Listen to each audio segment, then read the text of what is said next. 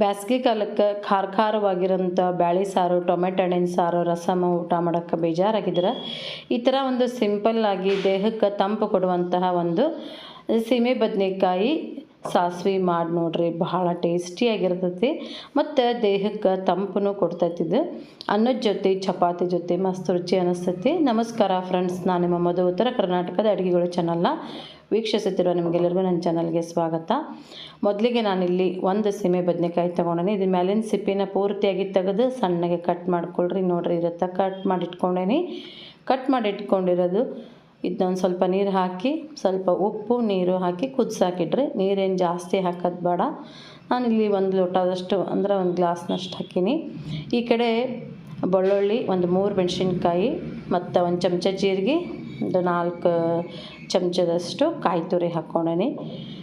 ಇದು ಒಂದು ಸ್ವಲ್ಪ ಮಂದಗಾಗಬೇಕಂದ್ರೆ ಸ್ವಲ್ಪ ಪುಟಾಣಿನೂ ಹಾಕ್ಕೋಬೋದು. ನಾನಿಲ್ಲಿ ಪುಟಾಣಿ ಹಾಕಿಲ್ಲ, ಬದಲಾಗಿ ಒಂದು ಸ್ವಲ್ಪ ಕಾಯಿ ತುರಿ ಜಾಸ್ತಿ ಹಾಕಿನಿ. ಒಂದು ಅರ್ಧ ಚಮಚದಷ್ಟು ಸಾಸಿವೆ ಹಾಕ್ಕೊಳ್ರಿ. ಆಮೇಲೆ ಇದನ್ನ ನುಣ್ಣಗೆ ರುಬ್ಕೋಬೇಕಾಗ್ತೈತಿ. ಈಗ ನೋಡಿರಿ, ರುಬ್ಬಿರೋದಕ್ಕೆ ಒಂದು ಸ್ವಲ್ಪ ಮೊಸರು ಹಾಕಿ ಇನ್ನೊಂಚೂರು ನುಣ್ಣಗೆ ರುಬ್ಕೊಳ್ತೀನಿ. ಮೊದಲು ನಾನು ಹಂಗೆ ಡ್ರೈ ಆಗಿ ರುಬ್ಬಿದ್ದೆ, ಆಮೇಲೆ ಒಂದು ಸ್ವಲ್ಪ ಮೊಸರು ಹಾಕಿ ರುಬ್ಕೊಡೋಣ. ಈ ಮೊಸರು ಹಾಕಿ ರುಬ್ಬಿರೋದನ್ನು ಒಂದು ಪಾತ್ರೆಗೆ ಹಾಕ್ಕೊಳ್ತೀನಿ.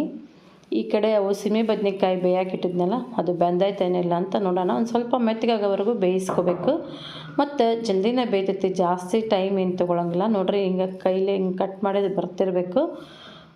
ಈಗ ಬೆಂದೈತಿ. ಇದನ್ನ ಪೂರ್ತಿಯಾಗಿ ನೀರು ಬಸ್ಬಿಡ್ರಿ. ನೀರು ಬಸ್ದು ಒಂದು ಸ್ವಲ್ಪ ಆರು ಹಾಕಬೇಕು ಒಂದು ತಟ್ಟಿ ಒಳಗೆ. ಈಗ ಇದು ನೀರು ಬಸ್ತಿರೋದನ್ನು ವೇಸ್ಟ್ ಮಾಡೋಕ್ಕೆ ಹೋಗಬೇಡ್ರಿ. ಚಪಾತಿ ಹಿಟ್ಟು ಕಲ್ಸಾಕಿ ತೊಗೊಳ್ರಿ, ಇಲ್ಲಾಂದ್ರೆ ಸೂಪ್ ಮಾಡಿರಿ, ಇಲ್ಲಾಂದ್ರೆ ಬ್ಯಾಳೆ ಸಾರು ಅಥವಾ ಬೇರೆ ಏನಾರ ನೀವು ಅಡುಗೆಗೆ ಪಲ್ಯ ಅಥವಾ ಬೇರೆ ಯಾವುದಕ್ಕಾದ್ರೂ ಉಪಯೋಗಿಸ್ಕೋಬೋದು.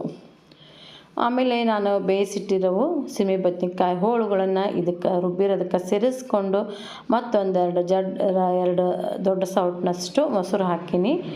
ಆಮೇಲೆ ಇದಕ್ಕೊಂದು ಸಿಂಪಲ್ಲಾಗಿ ಒಗ್ಗರಣೆ ಕೊಡಬೇಕು. ಇದು ಒಂದು ಸ್ವಲ್ಪ ಮೈಲ್ಡ್ ಟೇಸ್ಟ್ ಇರ್ತೈತಿ, ರುಚಿ. ಅದ್ರ ಸಲುವಾಗಿ ಸ್ವಲ್ಪ ಖಾರ ಕಡಿಮೆ ಹಾಕಿ ನಾನು. ಜಾಸ್ತಿ ಖಾರ ಹಾಕಿದ್ರೆ ಅಷ್ಟು ಟೇಸ್ಟ್ ಅನ್ಸಂಗಿಲ್ಲ. ಇನ್ನೊಂದು ಸ್ವಲ್ಪ ಉಪ್ಪು ಹಾಕ್ಕೊಳ್ತೀನಿ. ನಾವು ಸೀಮೆ ಬದನೆಕಾಯಿ ಬೇಯಿಸೋವಾಗನೂ ಉಪ್ಪು ಹಾಕಿದ್ವಿ. ಇನ್ನೊಂದು ಸ್ವಲ್ಪ ಉಪ್ಪು ಹಾಕ್ಕೊಂಡೇ ರುಚಿ ನೋಡ್ಕೊಂಡು ಉಪ್ಪು ಹಾಕ್ಕೊಳ್ರಿ.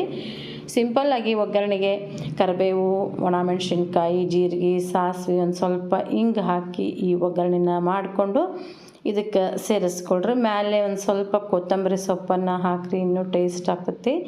ಇದ್ರೆ ಹಾಕ್ಕೊಳ್ರಿ, ಇಲ್ಲ ಅಂತಂದ್ರೆ ಇಲ್ಲ. ಅಗದಿ ಸಿಂಪಲ್ ಆದಂತಹ ಸೀಮೆ ಬದನೆಕಾಯಿ ಸಾಸ್ವೆ ರೆಡಿ ಆಯಿತು. ಚಪಾತಿ ಅನ್ನದ ಜೊತೆ ರುಚಿ ಅನ್ನಿಸ್ತೈತಿ, ಮತ್ತು ಜೋಳದ ರೊಟ್ಟಿ ಜೊತೆನೂ ಚಲೋ ಅನ್ನಿಸ್ತೈತಿ.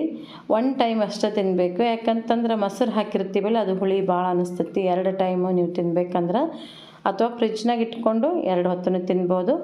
ಆದರೂ ಇದೊಂದು ಸ್ವಲ್ಪ ಟೇಸ್ಟ್ ಜಾಸ್ತಿ ಕೊಡಬೇಕಂದ್ರೆ ಮಾಡಿದ ಹುಟ್ಲೆ ಫ್ರೆಶ್ ಆಗಿ ತಿಂದರೆ ಭಾಳ ಟೇಸ್ಟ್ ಅನ್ನಿಸ್ತೈತಿ. ಸಿಂಪಲ್ ಆದಂತಹ ಈ ಸೀಮೆ ಬದನೆಕಾಯಿ ಸಾಸ್ವೆ ನಿಮಗೂ ಇಷ್ಟ ಆಗಿದ್ರೆ ವಿಡಿಯೋಗೆ ಒಂದು ಲೈಕ್ ಮಾಡಿರಿ, ನಿಮ್ಮ ಫ್ರೆಂಡ್ಸ್ಗೆಲ್ಲ ವಿಡಿಯೋನ ಶೇರ್ ಮಾಡಿರಿ. ವಿಡಿಯೋ ನೋಡಿದ ಎಲ್ಲರಿಗೂ ನಮಸ್ಕಾರ, ಧನ್ಯವಾದಗಳು.